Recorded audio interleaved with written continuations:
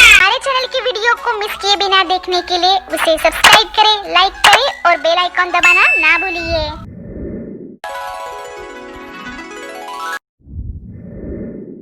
धनकपुर शहर में एक परिवार रहता है।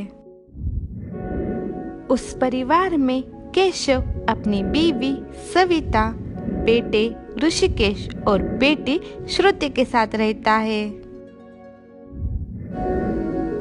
केशव पाठशाला में पढ़ाया करता था और वो अपने परिवार से बहुत प्यार करता है।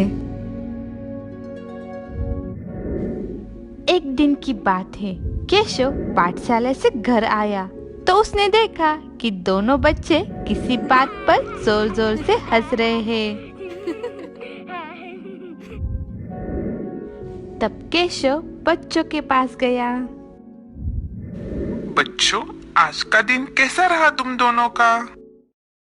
आज का दिन बहुत अच्छा था पापा। अच्छी बात है। तो बताओ बच्चों, तुम दोनों ने दिन भर क्या क्या किया और तुम्हारे साथ क्या क्या हुआ?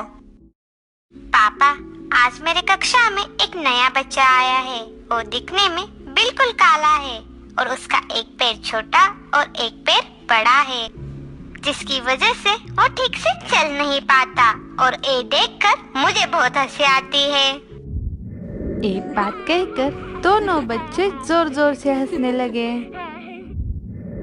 और पापा, हमारे बिल्डिंग में एक नया बच्चा आया है। वो हमसे बात करते समय देखता कहीं और ही है।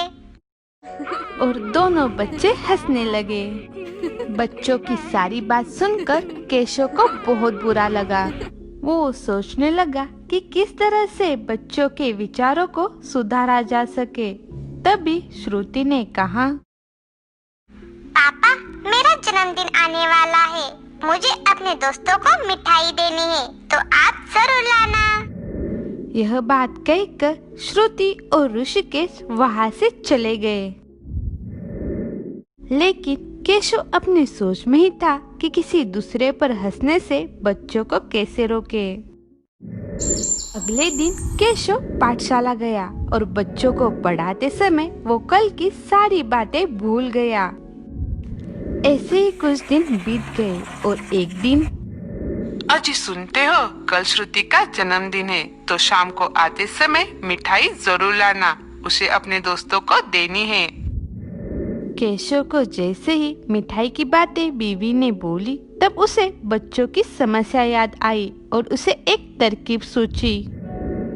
केशव स्कूल गया, बच्चों को पढ़ाया और शाम को पाठशाला से लौटते समय उसने केक का ऑर्डर दिया और बच्चों के लिए ढेर सारी मिठाई खरीदी, वो भी अलग अलग तरह की।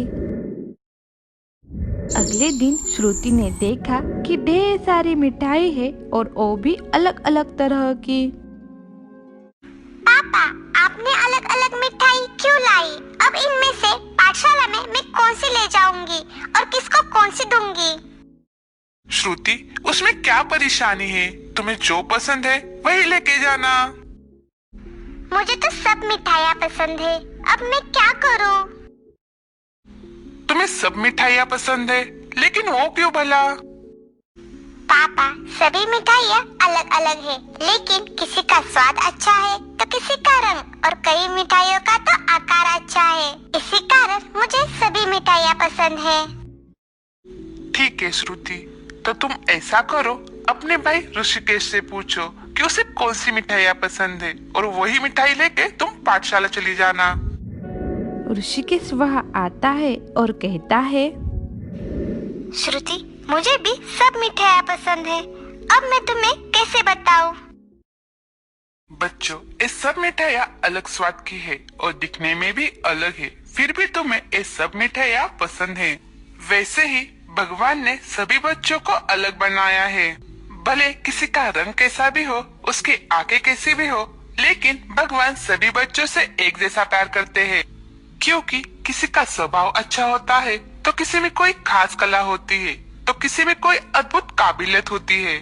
तो हुए ना सभी इन मिठाइयों की तरह खास। बच्चों को उनकी गलती समझ में आ गई।